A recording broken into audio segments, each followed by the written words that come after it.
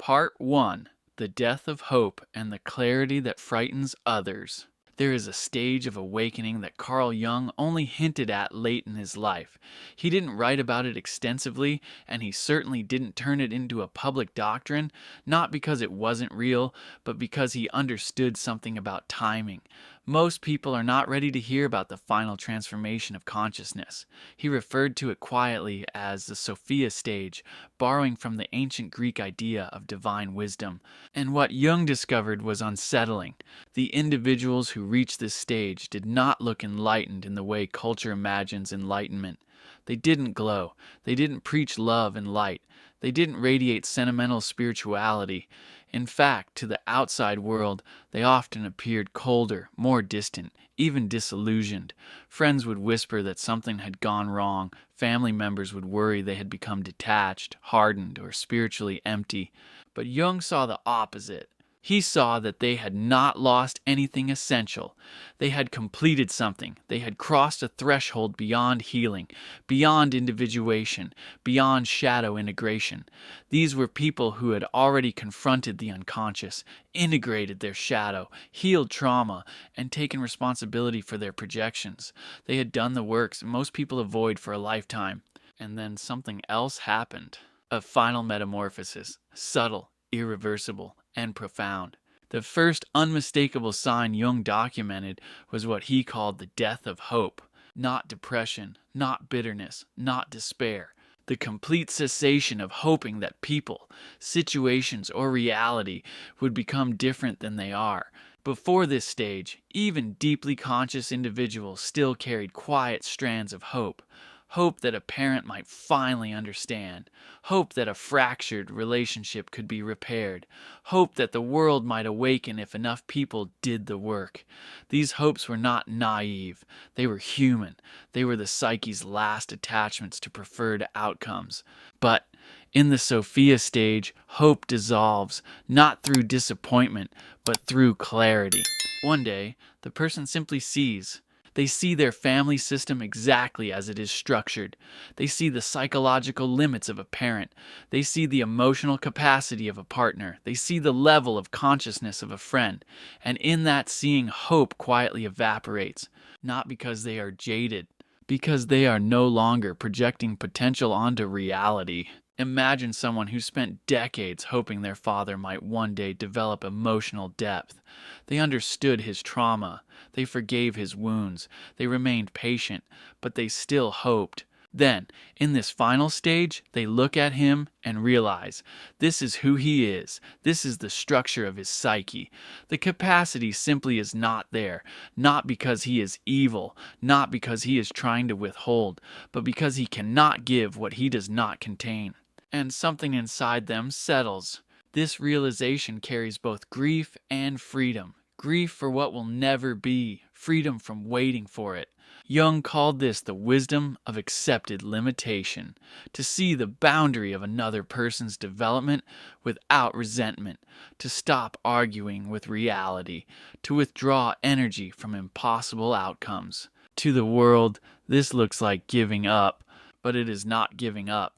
It is the end of illusion. Our culture equates hope with psychological health. Stay positive, we are told. Never give up. But Jung understood that blind hope can be a subtle refusal to see what is. In earlier stages of development, clarity comes and goes. You see the truth for a moment, then slip back into hope. In the Sophia stage, the clarity remains. You no longer hope your family will transform. You no longer hope your partner will awaken. You no longer hope society will suddenly reorganize itself into consciousness. You see the structure, you accept the limits, and you redirect your life accordingly. There is no emotional charge around it. No bitterness, no cynicism. Cynicism is wounded hope turned hostile. This is different. This is quiet, neutral recognition. I see you as you are. And that sentence contains no anger. The person who has reached this stage often worries. Have I become cold? Have I lost my compassion? But what has actually been lost is fantasy. They have not lost love. They have lost the need for reality to conform to their longing. And that changes everything. When hope dies in this way, something more stable is born: self containment. Energy once invested in what could never happen returns to the self. There is less emotional drama, less inner negotiation, fewer sleepless nights replaying conversations that will never lead anywhere. There is an extraordinary simplicity. You stop trying to rearrange the world. You begin living inside what is. And for those who have spent decades striving, healing, forgiving, and evolving, this stage can feel both shocking and sacred, because it is not dramatic, it is quiet, it is almost invisible, but it marks a threshold few ever cross. Jung believed this was not regression, it was completion. If you recognize this shift in yourself, the absence of hope where there used to be longing, don't rush to label it as depression. Ask instead, have I finally seen clearly? Because in Jung's understanding, the death of hope is not the end of the journey. It is the beginning of wisdom. Part 2. Radical selectivity and the end of awakening others. The second sign Jung observed in what he quietly called the Sophia stage was radical selectivity in relationships. Not boundaries in the ordinary sense, not temporary withdrawal for healing, something far more decisive. Before this stage, even conscious individuals maintain relationships for many reasons: history, obligation, shared struggle, guilt, potential, compassion. They tolerate dynamics that are good enough. They keep friendships that are familiar but no longer nourishing. They stay engaged in family systems that drain them because it feels virtuous or responsible. But when someone enters this final stage, something shifts permanently. They lose the ability to participate in relationships that lack genuine resonance. Jung described this as the wisdom of energetic truth. The person develops an almost surgical sensitivity to whether a connection is alive or merely habitual.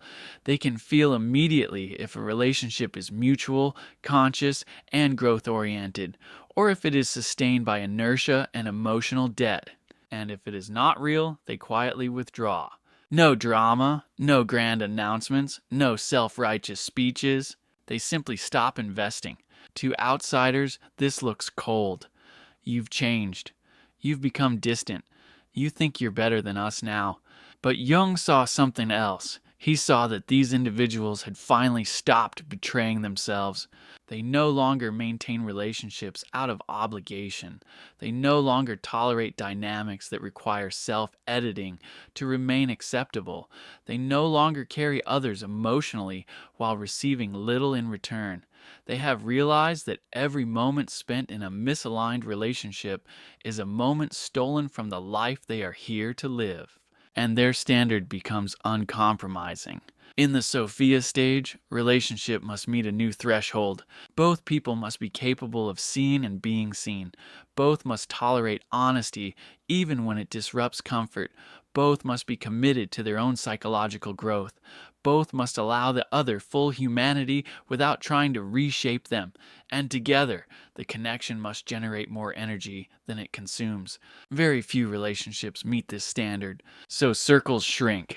Family ties loosen. Long-standing friendships dissolve. Social obligations disappear. The individual may find themselves with only a handful of connections, or sometimes none that feel fully aligned.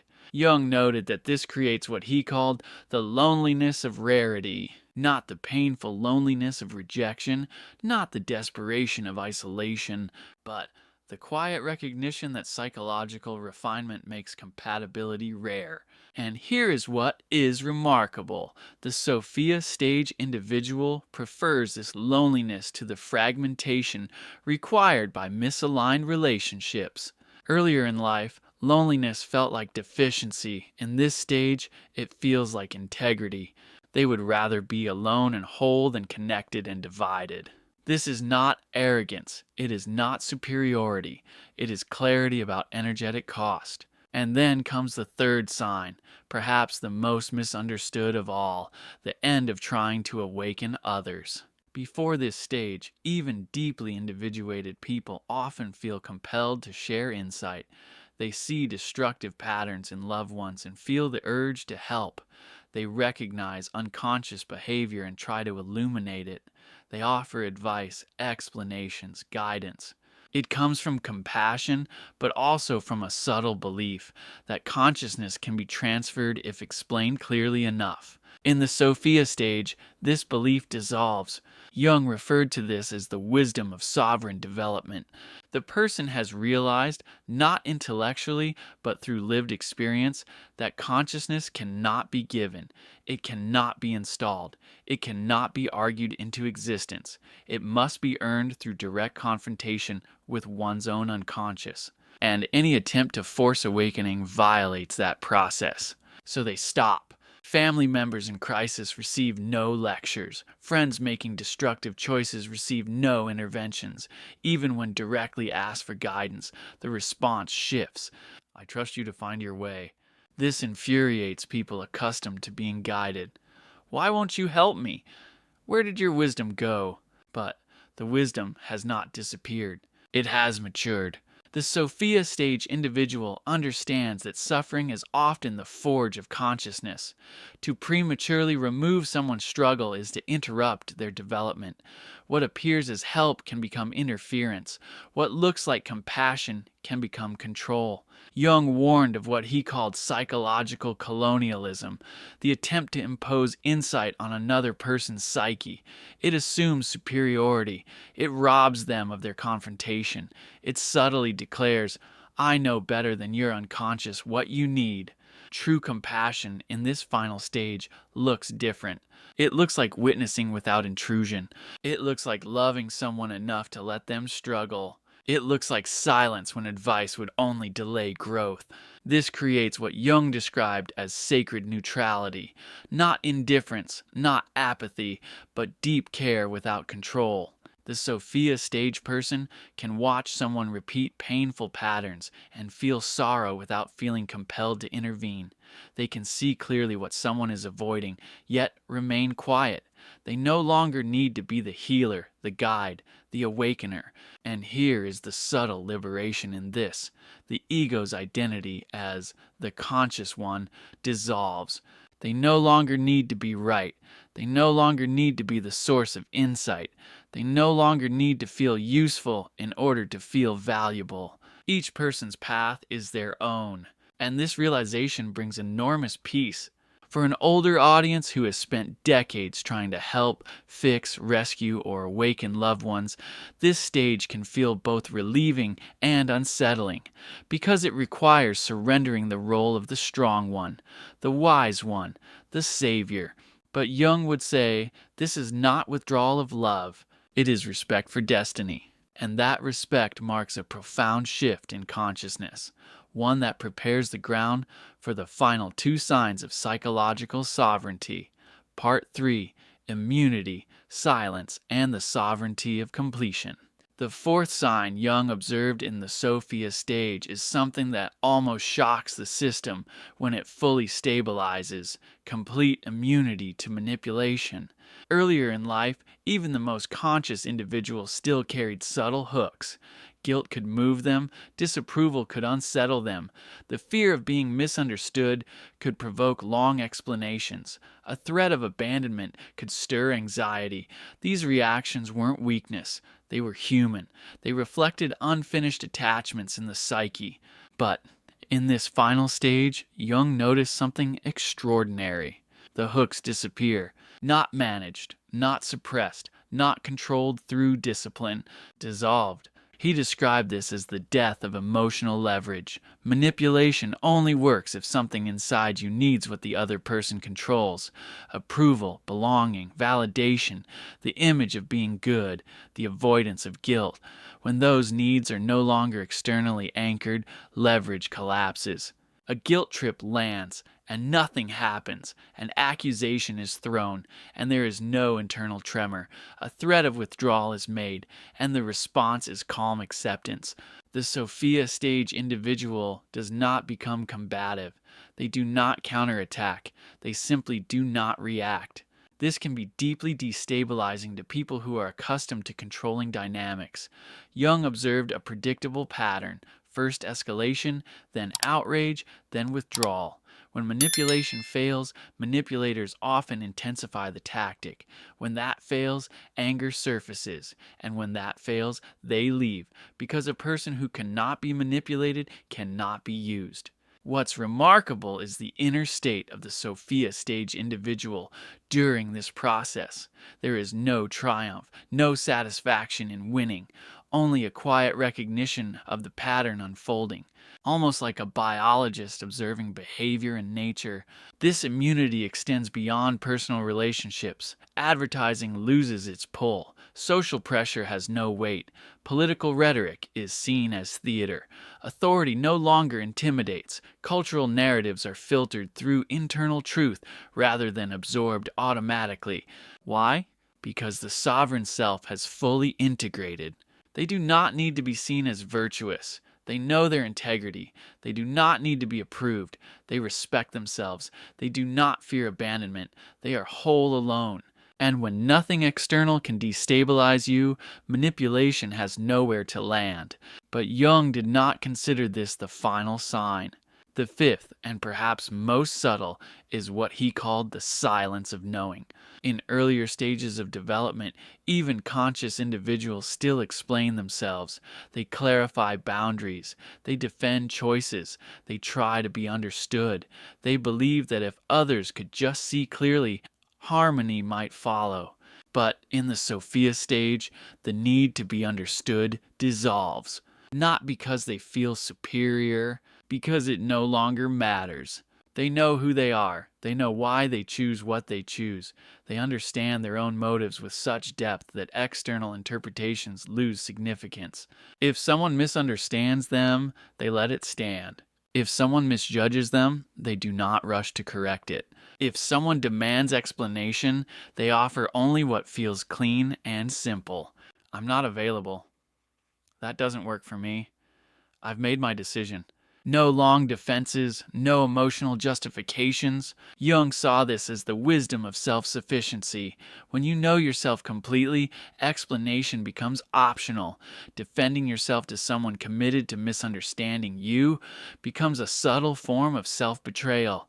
This silence is often misinterpreted as arrogance or secrecy, but it is neither. It is the recognition that access to one's inner world is earned, not automatically granted.